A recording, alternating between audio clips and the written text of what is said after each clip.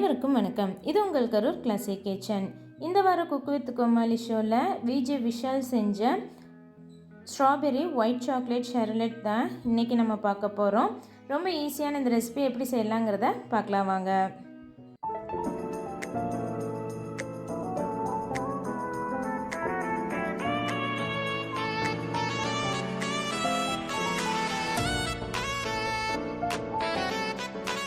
Biscuits இந்த மாதிரி marigold digestive biscuits ஏதாவது ஒரு பிஸ்கெட் எடுத்து ரோலிங் பின் வச்சு இந்த மாதிரி நல்லா க்ரம்பிள் பண்ணிக்கோங்க.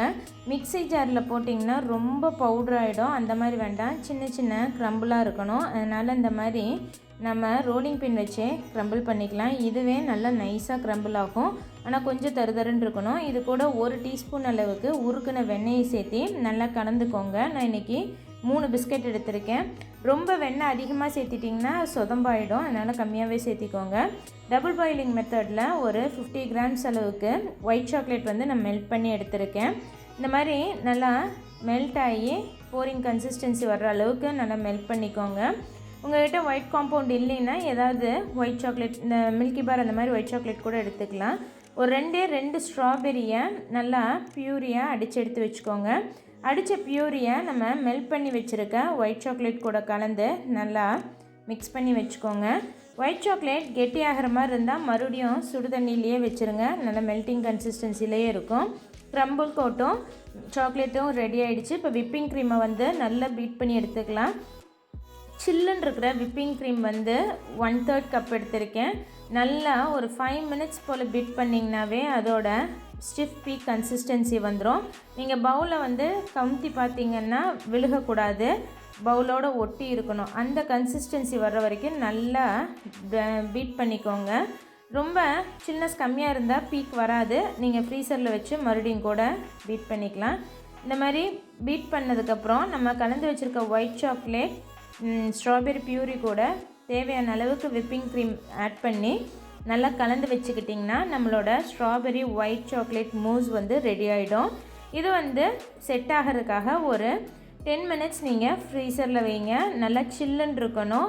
இந்த மாதிரி கலந்து விடும்போது கொஞ்சம் இலகிடும். அந்த மாதிரி இருந்தால் ஃப்ரீசரில் வச்சு நீங்கள் மறுபடியும் கூட பீட் பண்ணிக்கலாம்.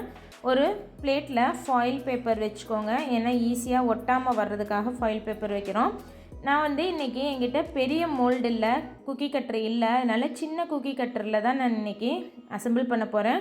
உங்கள்கிட்ட பெரிய குக்கி கட்டர் இருந்ததுன்னா அதில் கூட நீங்கள் அசம்பிள் பண்ணிக்கலாம். அதில் first coat crumble biscuit crumble வச்சு நல்லா அமுத்தி விட்டுட்டு அது மேலே நம்ம சில் பண்ணி வச்சுருக்க மூஸை வந்து ஆட் பண்ணிக்கலாம்.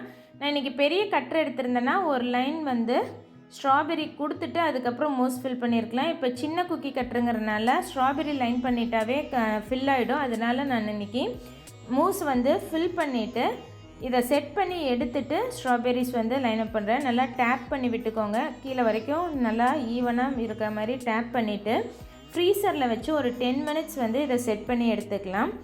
10 மினிட்ஸ்க்கு அப்புறம் நல்லா செட் ஆகி வந்திருக்கு. பெரிய குக்கி கட்டர் வச்சுருந்தா அந்த குக்கி கட்டரை எடுக்கும்போது வந்துடும். ஆனால் இது சின்னதுங்கிறனால அடியிலிருந்து பிரெட் க்ரம்பில் வச்சு தள்ளும்போது ஈஸியாக நமக்கு அன்மோல்டாகி வந்துடும். அதுக்கப்புறம் ஒரு பிளேட்டிங்கில் வச்சுட்டு நம்ம ஸ்ட்ராபெரிஸ் வச்சு டெக்கரேட் பண்ணிக்கலாம். ஃபஸ்ட்டே நான் சொன்ன மாதிரி பெரிய குக்கி கட்டரில் வச்சுருந்தா ஸ்ட்ராபெரிஸ் லைனப் பண்ணிவிட்டு அதுக்கப்புறம் நம்ம வந்து மூஸ் ஃபில் பண்ணியிருக்கலாம். சின்ன குக்கி கட்டரில் வச்சுருந்ததுனால மூஸ் எல்லாம் செட் ஆனதுக்கப்புறம் இப்போ சைடில் வந்து ஸ்ட்ராபெரிஸ் வச்சு டெக்கரேட் பண்ணிக்கிறேன். இது போக மற்ற குக் வித் கோமாளி ஷோஸோட ரெசிபிஸ் எல்லாம் பார்க்கணுன்னா மறக்காமல் சேனலை சப்ஸ்கிரைப் பண்ணி வச்சுக்கோங்க. நான் அடுத்து வர்ற எபிசோட்ஸோட ரெசிபிஸும் அப்லோட் பண்ணுறேன்.